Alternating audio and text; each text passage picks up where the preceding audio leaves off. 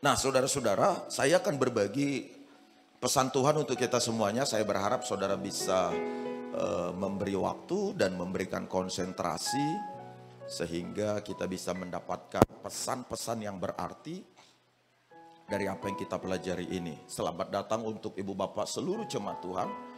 Ini kita bergabung sesi 1, 2, dan 3. Dan kursi kita ini ditambahkan 2 kali lipat dari kursi yang biasa dipasang. Itu sebabnya baik kursi plastik, kursi sekolah, semua dinaikkan.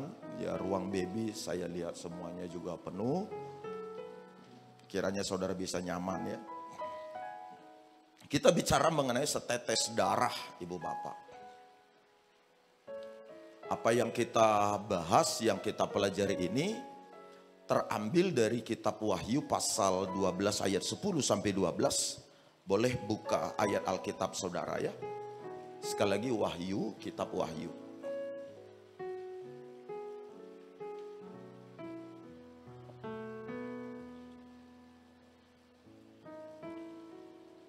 Boleh lihat sama-sama pasal 12 ayat 10 sampai dengan 12. Kita baca sama-sama Ibu Bapak ayat Alkitabnya. Haleluya. Kalau saudara sudah ketemu, dalam hitungan ketiga kita baca ya. 2, 3, ya. Dan aku mendengar suara yang nyaring di sorga berkata, sekarang telah tiba keselamatan dan kuasa dan pemerintahan Allah kita dan kekuasaan Dia yang diurapinya.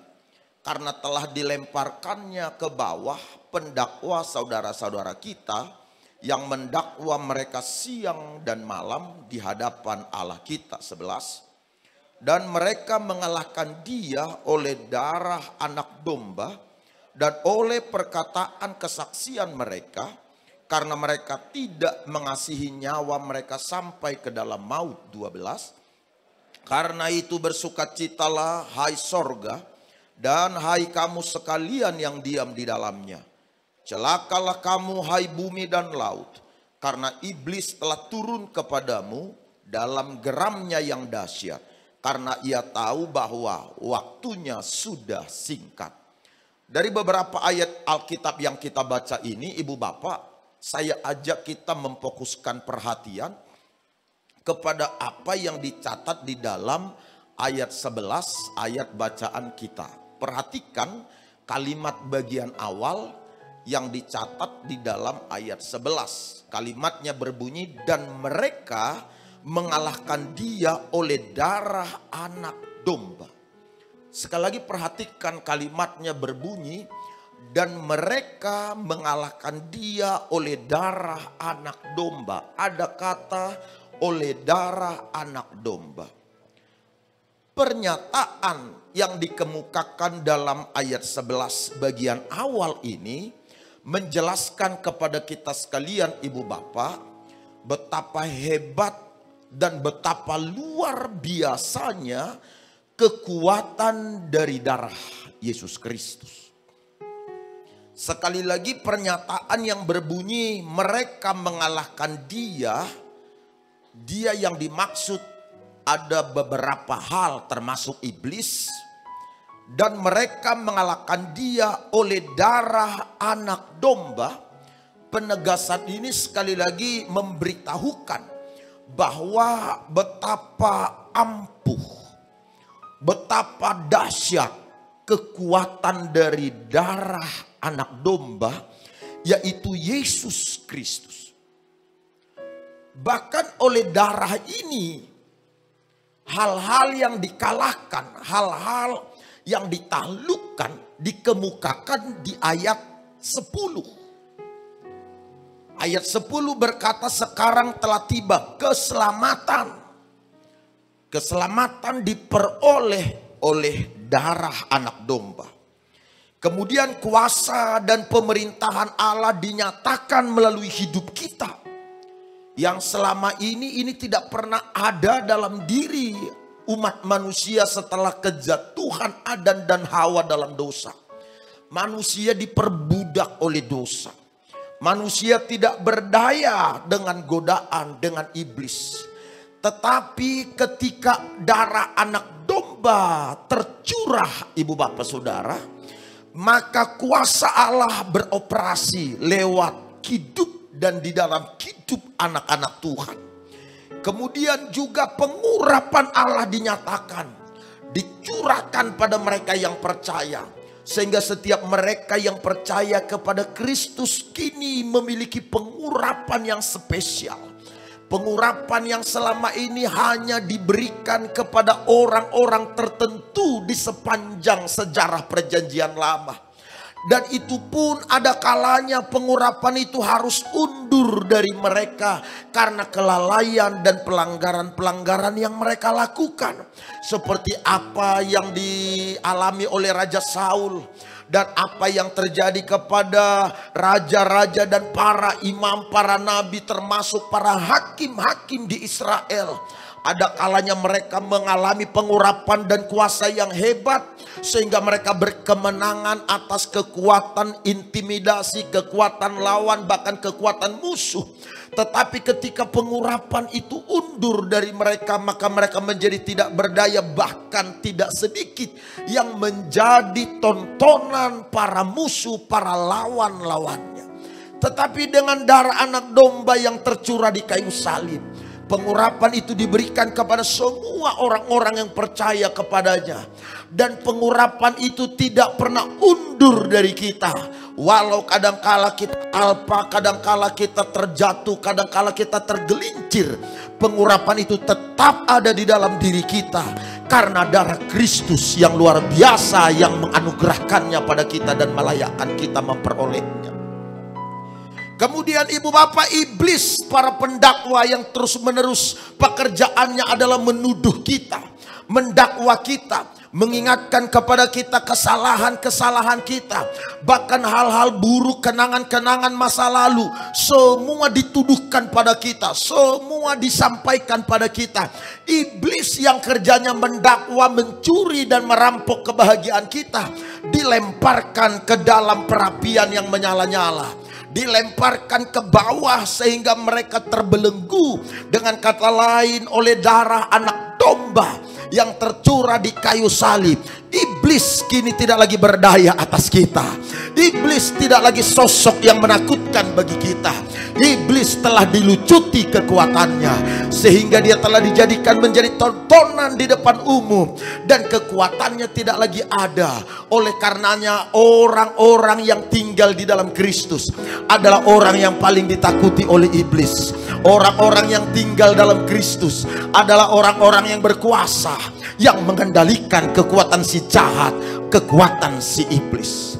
Lalu ayat Alkitab itu juga menjelaskan kepada kita, oleh darah anak domba segala sesuatu yang namanya mujizat yang diperlukan baik oleh jiwa kita, yang diperlukan baik oleh tubuh kita, bahkan yang diperlukan oleh roh kita, semua mujizat yang tidak mungkin diperoleh sepanjang Perjanjian Lama dengan semua udaya dan upaya, kini mujizat itu menjadi bagian kita. Mujizat itu diberikan kepada kita secara cuma-cuma oleh karena darah anak domba. Karena itu ayat-ayat Alkitab ini menegaskan kepada kita semua betapa hebat dan luar biasanya setetes dari darah anak domba itu. Setetes dari darah anak domba Allah menyelamatkan dosa seisi dunia. Itu bisa membandingkan betapa hebatnya kuasa darah anak domba yang luar biasa. Betapa ampuh, betapa dahsyatnya darah itu, sehingga tidak ada hal apapun yang bisa menahannya, yang bisa menghentikannya. Karenanya setiap kali saudara sakit, setiap kali saudara lemah tak berdaya, setiap kali saudara membutuhkan mujizat dan campur tangan kuasa sorga, ajaran Alkitab pada kita ialah arahkan hati saudara atau pandangan saudara pada peristiwa di kayu salib. Taruh iman atau percaya saudara pada bagian firman Tuhan yang berbicara tentang peristiwa di kayu salib itu. Ketika saudara melakukan dua hal ini, kemenangan, mujizat, hal luar biasa terjadi atas hidup kita yang percaya. Tepuk tangan bagi Tuhan Allah.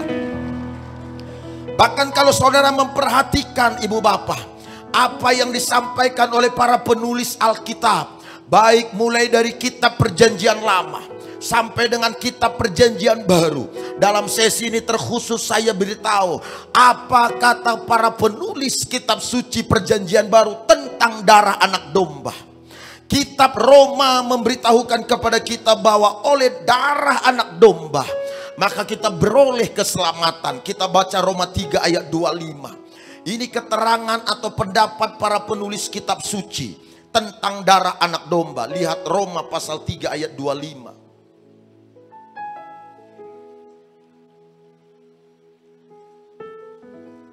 Kita baca sama-sama ibu bapak. Sekali lagi Roma 3 ayat 25. Bersama-sama 2-3 ya. Jika Kristus Yesus telah ditentukan Allah menjadi jalan pendamaian karena iman dalam darahnya. Hal ini dibuatnya untuk menunjukkan keadilannya, karena ia telah membiarkan dosa-dosa yang telah terjadi dahulu pada masa kesabarannya. Jadi kenapa dosa-dosa seolah-olah berkuasa atas umat manusia sejak kejatuhan Adam dan Hawa? Karena kesabarannya ibu bapak. Tuhan sangat sabar. Dia menanti dan menunggu manusia berbalik. Dan tibalah waktunya. Semua kekuatan tipu muslihat si iblis dan kuasa dosa akhirnya harus dikalahkan oleh darah anak domba Allah. Karena itu ibu bapak saudara-saudara, kita semuanya yang sering sekali merasa kita masih jauh dari Tuhan, kita masih berdosa, kita masih tidak berdaya menghadapi godaan, kita tidak berdaya menghadapi kekuatan iblis. Berita baiknya hari ini, melalui kematian Kristus di kayu salib, dosa telah dikalahkan oleh darah anak domba Allah.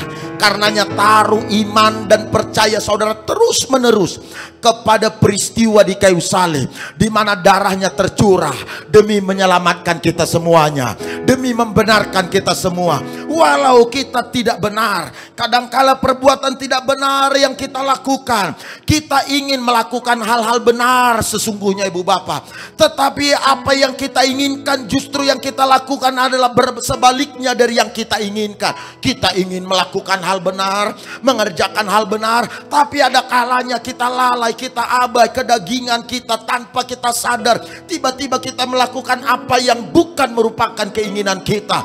Taruh iman saudara kepada salib Kristus, dosa telah dikalahkan, sehingga oleh iman kepada darah Kristus di kayu salib, dosa tidak lagi berkuasa atas kita, dosa tidak lagi mengendalikan kita, kita tidak lagi terbelenggu oleh Kristus yang tergantung di kayu salib. Kini dosa tidak lagi menguasai kita, dosa tidak lagi menaklukkan kita. Yang saudara bisa lihat sekarang adalah kita yang tidak benar kini menjadi benar, bukan karena perbuatan kita, tetapi karena Allah di sorga melihat iman saudara yang benar. Ketika saudara memiliki iman yang benar, saudara memiliki Tuhan yang benar, dan saudara memiliki hidup yang benar, menjalani hari-hari secara benar. Yang mengerti tepuk tangan bagi Tuhan Allah. Jadi benar tidaknya saudara tidak lagi dipengaruhi oleh perbuatan saudara. Benar tidaknya saudara di hadapan Allah tidak lagi ditentukan oleh apa yang saudara kerjakan sehari-hari. Benar tidaknya saudara semuanya ditentukan oleh kepada siapa saudara beriman, kepada kebenarankah, kepada salib Kristuskah. Hal benar yang dilakukan oleh Kristus di kayu salib itu, yang saudara percayai itu, yang ada di dalam hati dan pikiran saudara itu, itulah yang dilihat Allah dan menjadikan saudara benar di hadapannya. Yang mengerti sekali lagi tepuk tangan bagi Allah kita. Saudara harus ada di posisi yang benar ini ibu bapak. Lalu apalagi kata kitab suci, kita baca Efesus 2 ayat 13. Perhatikan Efesus 2 ayat 13. Apa kata para penulis kitab suci tentang darah anak domba? Efesus 2 ayat 13 bersama-sama kita membacanya. Kalau saudara sudah ketemu dalam hitungan yang ketiga, 2, 3 ya. Tetapi sekarang di dalam Kristus Yesus, kamu yang dahulu jauh sudah menjadi dekat oleh darah Kristus. Darah Kristus mendamaikan kita dengan Allah Bapa. Keretakan hubungan persekutuan dengan Tuhan Allah terjadi pada peristiwa di Taman Eden melalui Hawa dan Adam nenek moyang kita. Tetapi oleh darah Kristus yang tertumpah, persekutuan yang rusak, hubungan yang jauh itu kini menjadi dekat. Oleh karena darah Kristus tertumpah di kayu salib. Karena itu kitab suci, kitab Injil memberitahukan saat Kristus menghembuskan napasnya di bukit Golgota di kayu salib, maka tirai terbelah dua, yaitu tirai yang selama ini menjadi pembatas, di mana Allah dan manusia tidak bisa bersatu. Allah dan manusia terlihat begitu jauh sekali. Karena itu, karena jauhnya Allah dan manusia, setiap kali manusia ingin menyerukan nama Allah, ingin menyembah Allah, dia harus melalui dan memenuhi syarat-syarat tertentu. Itu karena jauhnya Allah itu, ibu bapak. Bukan hanya itu yang menjelaskan hubungan yang sangat jauh dengan Allah itu, kita pun tidak boleh menyebut nama Tuhan Allah dengan sembarangan, karena nama itu begitu jauh dan tidak layak untuk disebutkan oleh setiap kita. Harus memenuhi syarat-syarat. Dan kalau kita ingin datang menyembah Allah, kita tidak boleh menyembah dia dan memanggil namanya di tempat-tempat sembarangan. Harus pergi ke satu negara, harus berkumpul di sana pada kalender tertentu dengan syarat korban-korban persembahan tertentu yang kita bawa, barulah kemudian kita boleh menyembah. Itu pun diwakilkan oleh orang-orang tertentu yang dihunjuk oleh Allah. Tapi oleh darah anak domba, kita tidak lagi harus datang ke satu negara. Oleh darah anak domba, kalau saudara mau menyebut nama Allah, tidak lagi ada larangan, tidak lagi ada hambatan. Oleh darah anak domba, ketika saudara ingin bersekutu dengan Allah, kapan saja boleh, tidak lagi harus menunggu musim, kalender atau tempat tertentu. Itulah hebatnya kuasa darah anak domba. Yang mengerti sekali lagi katakan amin. Yang paham katakan amin. Kalau saudara bisa sekarang berkata Yesus, di kendaraan Yesus, di mana saja Yesus, itu karena darah anak domba. Tepuk tangan bagi Tuhan. Lalu apalagi kata kitab suci kita, Ibrani 10 ayat 19. Perhatikan ibu bapak, Ibrani 10 ayat 19 menjelaskan seperti apa dahsyat luar biasanya kekuatan darah Kristus. Ibrani 10 ayat 19 kita membacanya bersama-sama. 2, 3 ya. Jadi saudara-saudara, oleh darah Yesus kita sekarang penuh keberanian dapat masuk ke dalam tempat kudus oleh darah Yesus. Sekarang saudara tidak perlu lagi berpikir, aku ini tidak layak. Setiap kali saudara mau beribadah, setiap kali saudara mau berdoa, cenderung ada pemikiran di pikiran saudara. Ada suara-suara yang menggoda saudara yang berkata, kamu berdoa, kamu aja penuh kenajisan. Kamu melayani, kamu aja penuh kekotoran. Kamu bicara tentang Tuhan, kamu aja orangnya najis. Ada banyak suara-suara, ada banyak pemikiran-pemikiran, ada banyak godaan-godaan. Tapi kitab suci kita berkata, oleh darah Yesus. Sekali lagi, oleh darah Yesus. Dengar saya ulang, oleh darah Yesus kita bisa masuk di hadirat ruang Maha Kudus kapan saja. Kita tinggal di hadirat Allah kapan saja. Bukan hanya musim tertentu, tapi setiap saat saya dan saudara ada di hadirat Allah. Tepuk tangan bagi Tuhan Yesus. Itu hebatnya darah itu. Melihat ini ibu bapak, saudara masih mau meremehkan darah itu? Saudara masih mau menganggap ringan soal darah itu? Darah yang luar biasa. Orang Israel pak, kalau mau sebut nama Tuhan tidak sembarangan, mati di tempat. Kalau mau beribadah harus pergi ke Yerusalem, ke tempat yang ditentukan. Berapa ongkos yang harus dikeluarkan? Berapa hari perjalanan? Belum lagi jenis-jenis korban yang mau dipersembahkan sesuai dengan tujuan dia datang beribadah. Tujuan dia datang mau menyembah Allah. Kalau ingin penghapus dosa, tergantung jenis dosanya apa. Kalau dosanya besar, korban yang harus dibawa adalah lebih besar.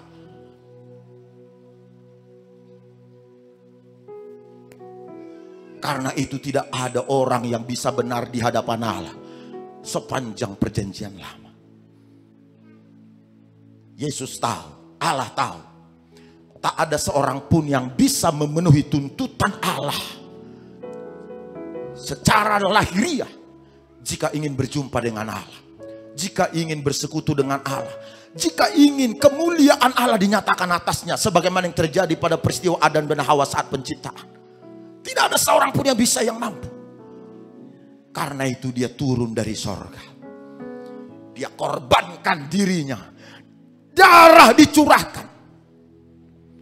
Supaya kita bisa layak berdiri di hadapan Allah. Walau kita najis, walau kita seorang pendosa, walau kita seorang yang buruk, walau kita seorang yang jahat, tapi kita bisa memanggil namanya Bapa. Kita bisa mengangkat tangan, kita bisa melihat Dia, kita bisa memohon kesembuhan, memohon berkat, memohon perlindungan, meminta kemuliaannya menudungi kita. Itulah hebatnya darah Kristus yang tertumpah di kayu salib itu. Karena itu abaikan pikiran-pikiran yang berkata kamu najis, kamu buruk, kamu jahat. Abaikan suara-suara yang berkata kamu tidak layak, kamu tidak benar, kamu orang-orang yang layak dihukum. Abaikan. Suara itu saya pastikan adalah suara dari setan. Suara itu saya pastikan suara dari iblis. Suara dari Kristus justru berkata, oleh darah anak domba kita sekarang berani memanggil namanya Bapa, berdiri di hadapan hadiratnya, bahkan tanpa rasa bersalah. Kenapa banyak orang setiap kali berdoa dia berkata, Tuhan layakkan kami? Karena di pikirannya terbangun sebuah pemikiran bahwa dia orang yang tidak layak. Dia lupa firman Allah berkata, darah anak domba melayakkan kita semua. Tanpa saudara meminta supaya saudara dilayakkan, darahnya yang tercurah itu telah melayakkan kita sekalian. Tepuk tangan bagi Tuhan Allah. Sekali lagi, darah yang tercurah itu melayakkan kita semua. Karenanya doa kita kalau begitu bagaimana? Doa kita adalah terima kasih Roh Kudus. Terima kasih ya Bapa. Karena darahmu melayakkan aku meminta, melayakkan aku memohon, melayakkan aku berdiri di hadapanmu. Terima kasih Bapa. Abaikan pemikiran yang berkata bahwa kita orang berdosa. Di kayu salib dia berkata sebelum menghembuskan nafasnya, sudah selesai. Semua urusan dosa, kayu salib itu solusinya. Sekali lagi, kayu salib itu solusinya. Karena aja saya pernah ngajar sama saudara, dosa terbesar setelah peristiwa kematian Kristus di kayu salib, dosa dan kejahatan terbesar yang sering sekali tidak disadari oleh banyak orang adalah ketika dia tidak mengembangkan karunia-Nya, tidak mengembangkan talentanya, tidak mengembangkan potensinya, tidak memberi pengaruh kepada orang-orang di sekitarnya. Inilah kejahatan terbesar. Kenapa? Karena tidak ada solusi untuk yang satu ini, kecuali di orangnya diikat, dilemparkan ke perapian yang menyala-nyala. Tapi dosa untuk semua tindakan kriminal, salib Kristus menjamin sudah selesai. Yesus yang ngomong sudah selesai. Tapi urusan kemalasan tidak ada solusinya, kecuali kalau kita mau bertobat. Kalau kita bertobat, kita bisa mengalami peningkatan. Jemaat GBI Live Spring tidak boleh ada yang malas, tidak boleh ada yang malas melayani. Amennya yang di sini nggak mantap. Jemaat GBI Live Spring tidak boleh ada yang malas melayani. Harus senang mengembangkan pengaruhnya, mengembangkan talentanya, mengembangkan potensinya. Bayangkan sekarang saudara diberi darah Kristus. Slide saja yang kedua. Coba lihat ibu bapak, nilai setetes darah. Saya aja kita belajar sesuatu sebentar. Apa kata Alkitab? Nah, perhatikan ibu bapak saudara-saudara.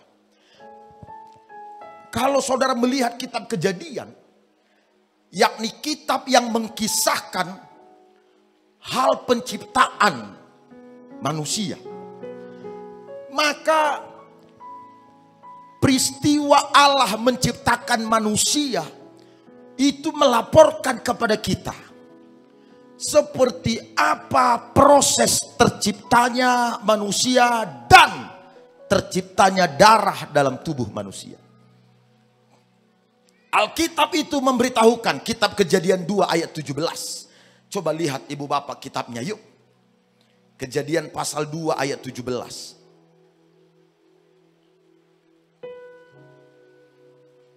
Ini proses terciptanya darah dalam tubuh manusia. Kita baca bersama Kejadian 2 ayat 17. 2, 3, ya. Sorry ayat 7, Kejadian 2 ayat 7. 2, Kejadian 2 ayat 7. Yuk, 2, 3 ya.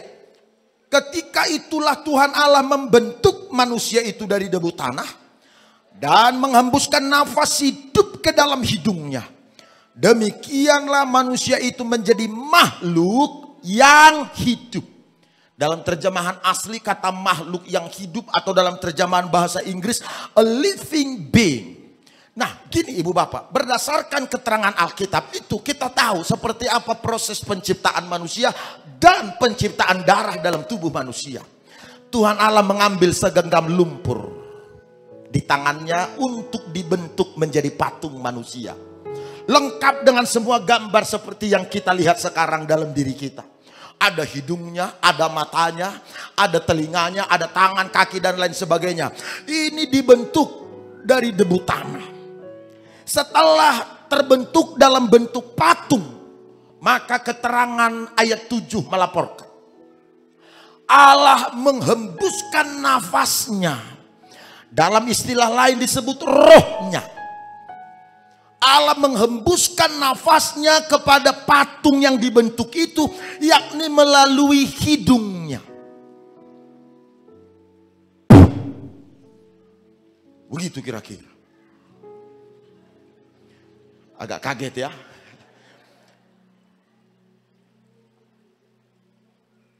Begitu dihembuskan nafasnya Allah sendiri ke dalam diri patung itu melalui hidungnya, maka pada saat yang bersamaan, yakni saat di mana nafas Allah mulai masuk ke dalam patung tanah liat itu, maka pada saat itu terciptalah darah dalam tubuh manusia.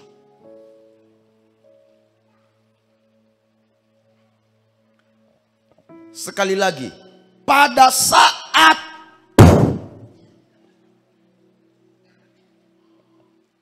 saat itu terciptalah darah dalam tubuh manusia, dalam tubuh patung itu. Terciptalah sel darah merah, sel darah putih, trombosit, plasma tercipta. Semua segera berfungsi. Karena itu darah adalah kehidupan. Karena itu darah adalah nyawa. Kenapa menumpahkan darah dosa? Karena itu membuat nafas Allah berhenti.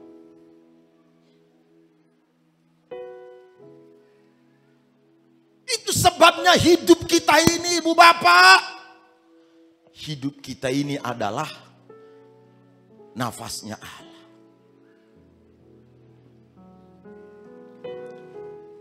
Gampang sekali bagi manusia untuk berhenti dari dunia ini. Allah ambil nafasnya, kita selesai. Jadi kalau darah yang mengalir di tubuh ini, nafas yang kita hirup setiap hari ini, itu bukan kita punya. Bagaimana mungkin kita bisa membawa hidup kita ini sembarangan? Bisa mengisi hidup kita ini dengan kegiatan dan aktivitas yang tidak menghormati Tuhan. Bagaimana mungkin saudara membawa kehidupan Allah yang ada di dalam diri saudara ke tempat-tempat yang tidak Allah kehendaki? Yang paham boleh ngomong amin. Coba lihat apa kata Imamat 17 ayat 11. Yuk baca sama-sama yuk. Imamat 17 ayat 11.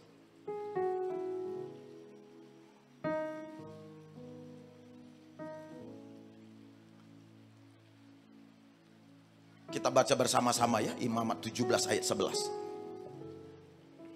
2, 3 ya. Karena nyawa makhluk ada di dalam darahnya. Dan aku telah memberikan darah itu kepadamu di atas mezbah untuk mengadakan pendamaian bagi nyawamu. Karena darah mengadakan pendamaian dengan perantaraan nyawa. Kembali ke slide saya. Jadi perhatikan, darah itu adalah nyawa. Saya ulang sekali lagi, ketika Allah kepada patung itu menghembuskan nafasnya, memindahkan bagian dari dirinya kepada patung tanah liat, maka patung tanah liat itu sekarang menjadi a living being, menjadi makhluk yang hidup.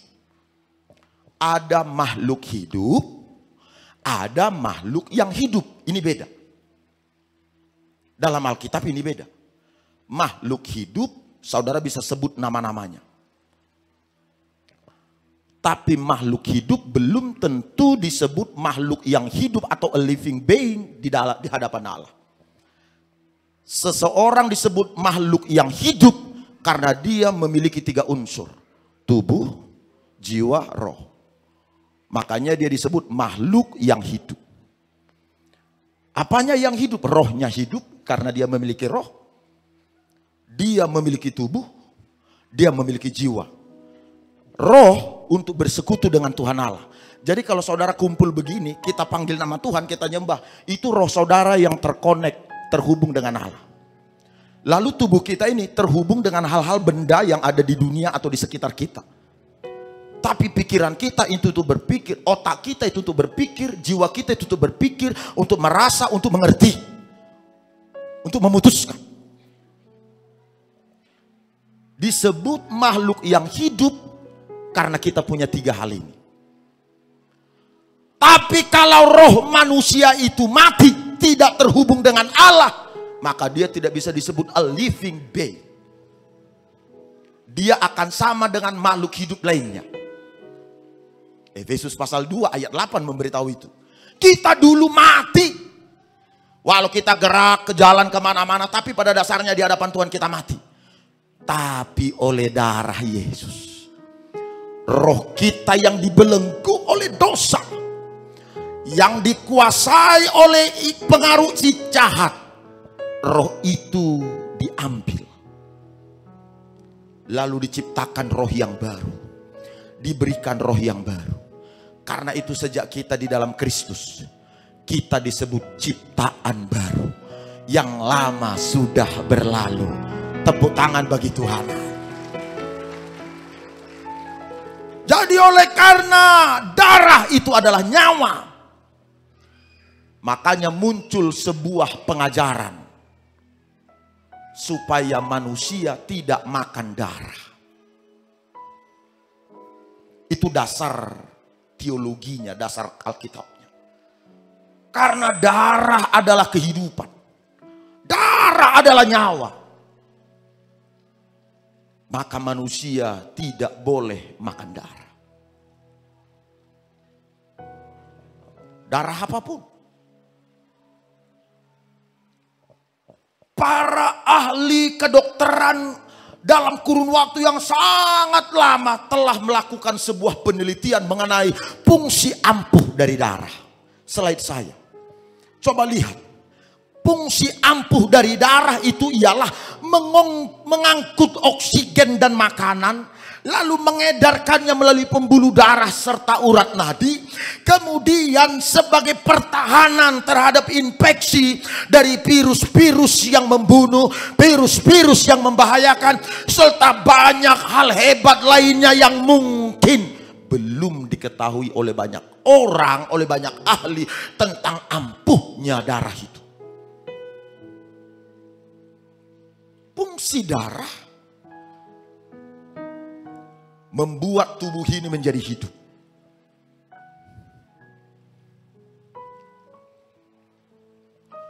Makanya kemudian terjadi perdebatan ibu bapak.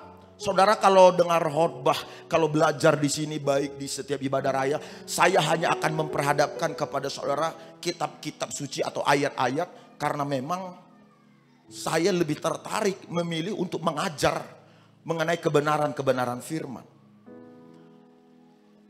Kemudian dalam perjalanan panjang setelah Yesus mati, para rasul bicara soal kebenaran, bicara soal berita baik.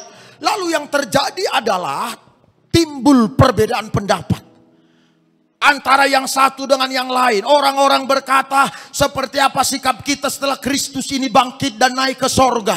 Apa yang harus kita jadikan fokus pengajaran kita, fokus iman orang percaya sekarang? Kalau zaman perjanjian lama orang harus mencurahkan darah anak domba, darah binatang-binatang setiap kali beribadah. Setelah orang percaya pada Kristus, setelah Kristus naik ke sorga, apakah masih aturan yang sama yang kita bawa? Maka rapatlah para rasul. Kisah para rasul pasal 15 memberitahukan sidang pertama gereja atau rasul-rasul. Di sidang pertama itu apa yang dibahas? Beberapa kasus. Apakah orang yang percaya pada Kristus harus disunat? Karena perjanjian lama semua orang Israel harus disunat. Bahkan kalau ada bangsa lain yang bukan satu bangsa dengan Israel tapi percaya kepada Allah Yahweh orang Israel, maka orang itu juga harus disunat. Lalu apakah setelah kita di zaman Kristus harus disunat? Kata yang satu. Ada yang satu bilang harus, yang lain bilang tidak. Rapatlah mereka. Apalagi topik rapatnya? Topik rapatnya adalah kalau di dalam perjanjian lama darah harus ditumpahkan. Apakah sekarang darah masih harus ditumpahkan atau boleh dikonsumsi? Dan banyak hal lainnya. Apakah kita harus ibadah di hari Sabtu atau kita harus ibadah di hari Minggu? Rapatlah para rasul. Dalam kisah para rasul pasal 15:25. Maka salah satu keputusan rapat adalah tentang darah. Berkaitan dengan darah dia bilang, adalah keputusan Roh Kudus.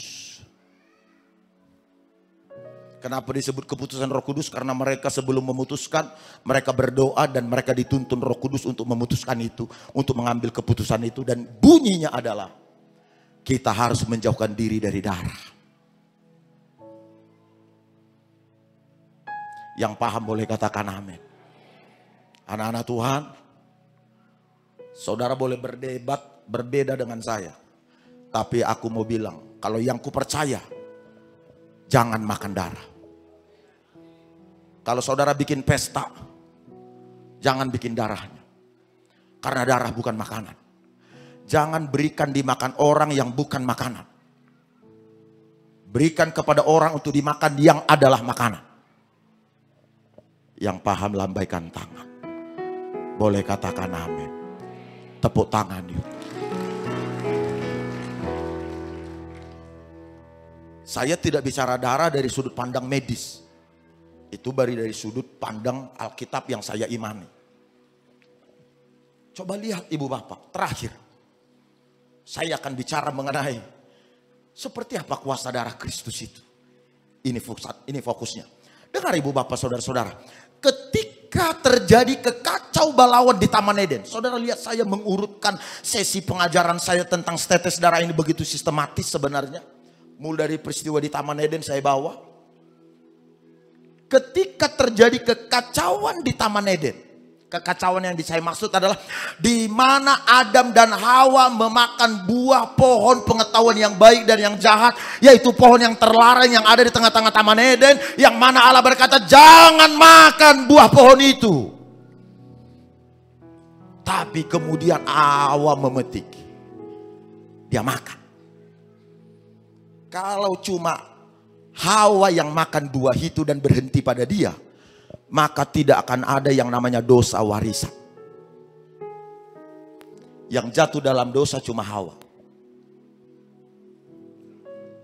Tapi ketika Hawa memberikan buah pohon pengetahuan yang baik dan yang buruk itu kepada Adam, maka terciptalah dosa warisan. Kitab Kejadian ayat 1 sampai dengan ayatnya yang ke-7 memberitahukan, ketika manusia makan buah itu, maka terbukalah mata mereka berdua dan mereka tahu mereka terlanjang.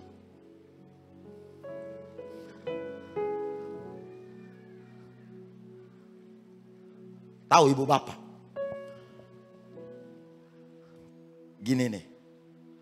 Sesungguhnya sebelum manusia jatuh dalam dosa, manusia itu tidak menggunakan kain penutup badan untuk menudungi tubuh mereka, badan mereka.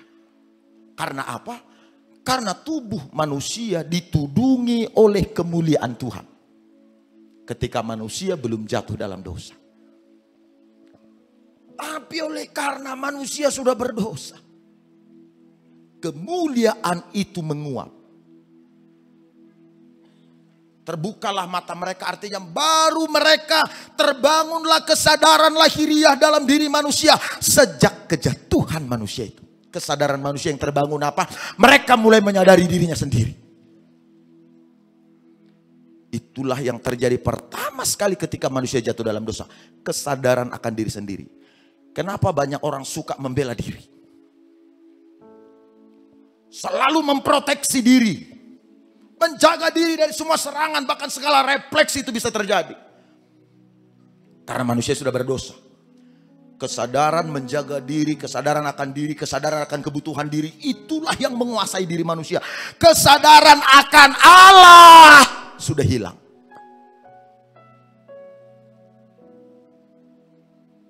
Setelah kesadaran akan Allah hilang, tidak lagi ada pada mereka. Mereka sudah mulai melihat diri mereka. Sejak saat itu yang terjadi bukan hanya kesadaran akan diri mereka yang terbangun ibu bapak. Tapi mereka mulai mengupayakan bagaimana cara mencukupkan keperluan diri yang kini telah mereka lihat. Oh ternyata kita telanjang. Kita ambil daun-daun menutupi atau menudungi tubuh.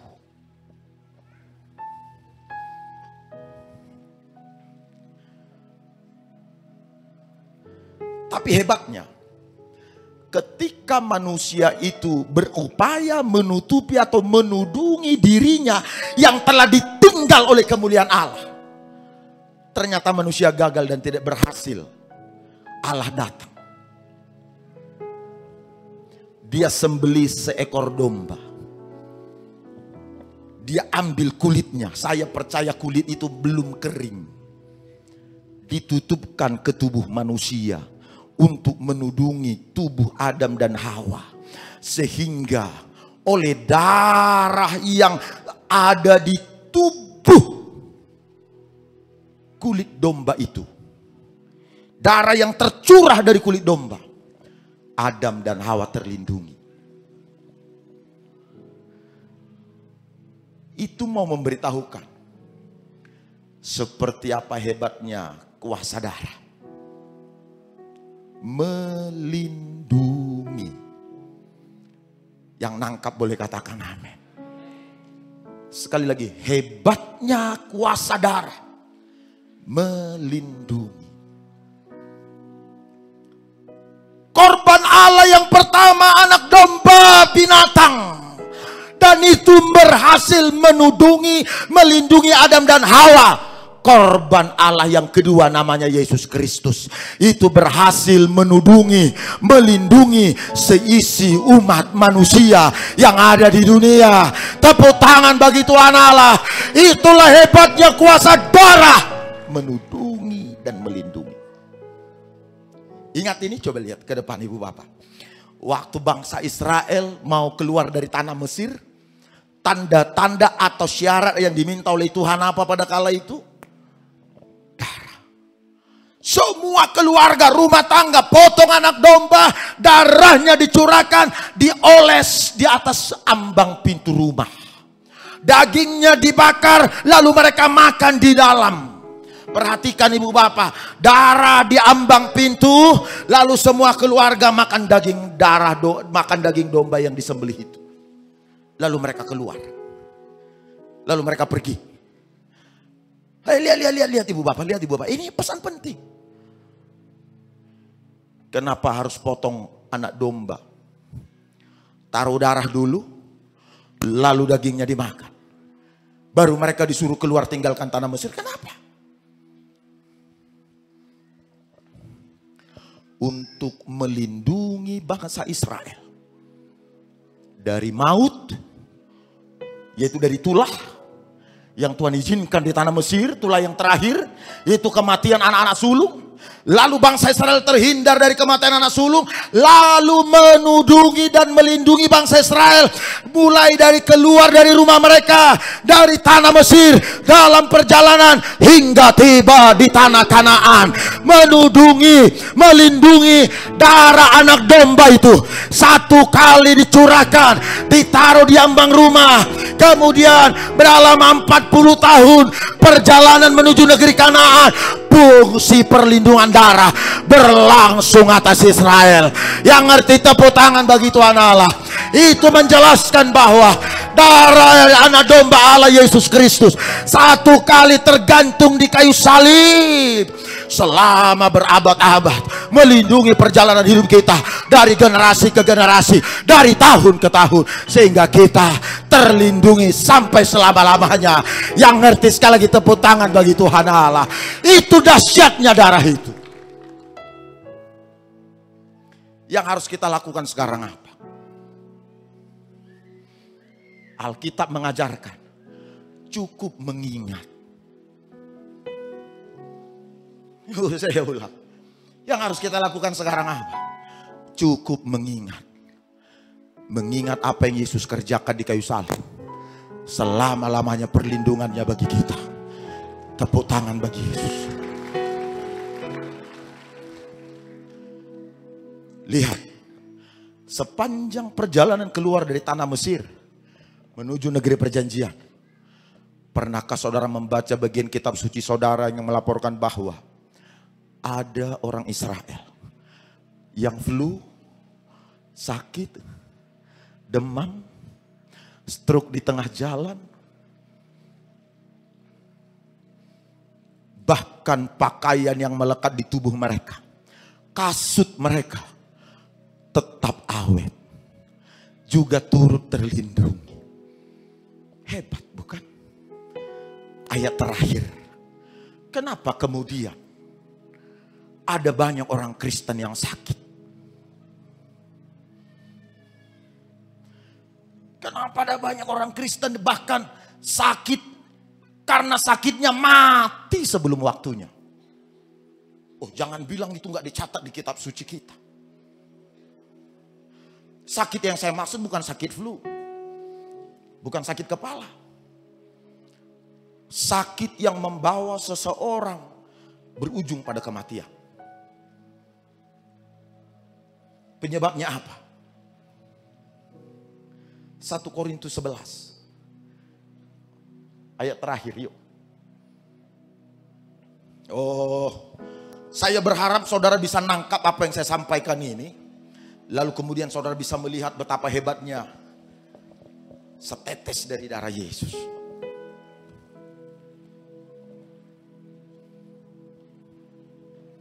Baca ayat 27. Sama-sama yuk kita baca. 1 Korintus 11 ayat 27. 2-3 ya. Jadi barang siapa dengan cara yang tidak layak makan roti atau minum cawan Tuhan, ia berdosa terhadap tubuh dan darah Tuhan. Karena itu hendaklah tiap-tiap orang menguji dirinya sendiri. Dan baru sesudah itu ia makan roti dan minum dari cawan itu. Terus, karena barang siapa makan dan minum tanpa mengakui tubuh Tuhan, Ia mendatangkan hukuman atas dirinya. Terus 30.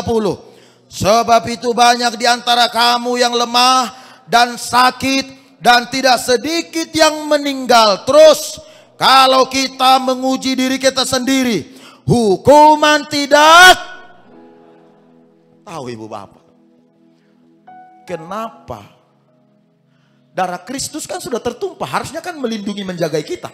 Sebagaimana bangsa Israel yang telah mengoleskan darah anak domba di ambang pintu mereka. Sepanjang perjalanan sampai mereka tiba di negeri perjanjian, mereka terlindungi, bahkan pakaian mereka, kasut mereka terlindungi. Kecuali mereka melakukan pelanggaran yang mendukakan hati Tuhan, baru mereka binasa atau mati dalam kutuk.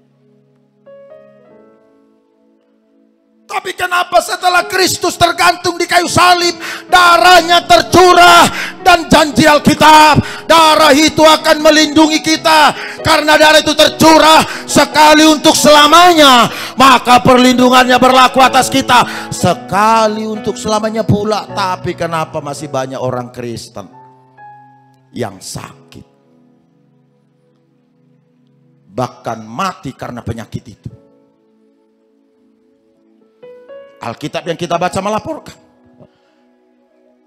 karena kita tidak mengakui darah dan tubuh Kristus.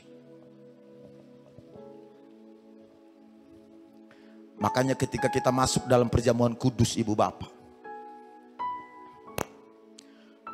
perjamuan kudus yang benar, kita angkat roti. Memang dalam genggaman adalah roti, tapi yang kita tahu ini adalah tubuh yang tercabik.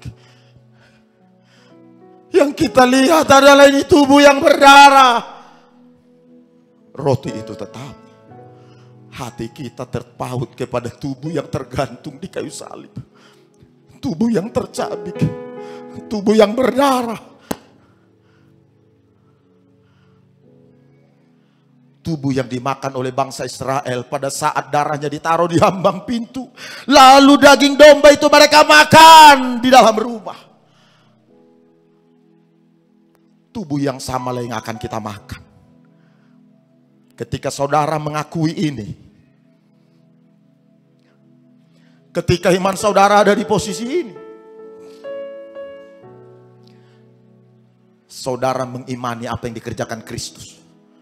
Perlindungannya atas kita, perlindungannya atas kita selama-lamanya. Ketika kita minum cawan anggur di tangan kita, memang cawan anggur, tapi hati kita adalah ini darah Yesus yang tertumpah, yang menebus. Ketika saudara taruh percaya itu, janji Alkitab kita layak masuk perjamuan kudus. Orang yang tidak layak itu, orang yang diminta menguji diri itu adalah apakah kita mengakui tubuh Kristus yang tergantung di kayu salib itu adalah untuk memulihkan tubuh kita, mencucikan tubuh kita, membasuh kita. Darah itu menebus kita dari maut. Bukan mengakui roti ini sebagai tubuh Kristus, bukan. Itu kekeliruan. Jadi kalau saudara mengakui tubuh Kristus, Alkitab bilang kita sembuh. Oleh bilur-bilurnya kita sembuh. Kita dilindungi. Aku beritahu, dengar baik kalimatku terakhir ini.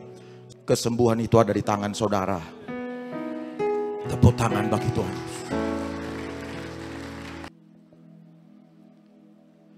Makanya pada akhir zaman akan ada orang berkata, oh dia adalah Allah Tuhan, dia adalah Allah Tuhan. Karena semuanya kesembuhan. Dengar baik ibu bapak. Pada masa Musa berhadapan dengan Raja Firaun, Musa bisa taruh lalat, bisa pukul sungai Nil jadi darah. Dukun atau ahli nujum Mesir juga bisa lakukan itu. Jadi jangan tertarik dengan hal-hal yang kelihatan seperti itu. Taruh iman pada darah Yesus. Taruh iman pada tubuh Kristus. Itu media, bukan media. Itu janji Tuhan. Supaya kita bisa terlindungi. Kita bisa sehat. Kita bisa sembuh. Tepuk tangan bagi Tuhan Allah kita. Saya dorong ibu bapak sekarang. Taruh percaya. Darah Yesus melindungi kita. Makanya setiap kali berdoa, bu, pak, berkata, darah Yesus tudungi aku. Lindungi aku. Setiap kali berdoa, darah Yesus. Darah Yesus. Lindungi anak-anakku. Darah Yesus, tutup bungkus. Darah itulah yang menjamin kesembuhan bagi kita. Menjamin kita sehat dan berumur panjang. Mari kita bernyanyi bersama-sama.